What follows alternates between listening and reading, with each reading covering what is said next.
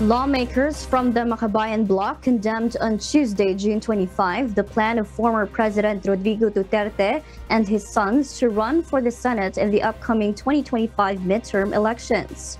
According to the legislators, instead of being elected and installed into office, former President Duterte should be held accountable for the cases he is facing, including those related to the anti-drug war.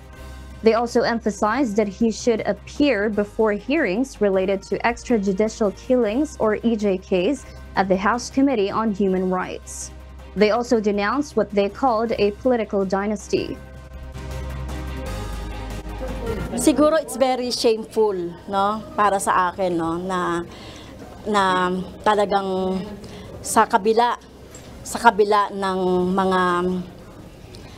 mga kaso sa ICC, etong kaso ng korupsyon tungkol sa confidential funds, at ito yung nangyari din sa Davao, ay meron pa silang mukha para ipresenta yung sarili nila na magiging presidente.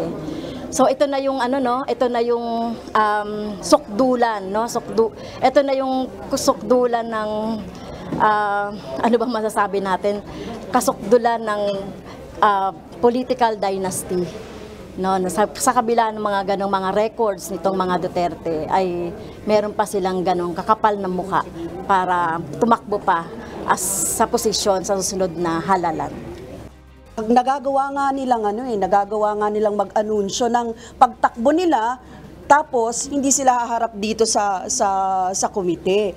Ang mga dating presidente po ay humarap sa mga pagdinig ng mga nakaraan. 'Di ba? Kaya hindi po dapat, no, na hindi lalo na ngayon mismo na mga civilians na sila, dapat humarap sila dito sa pagdinig na ito.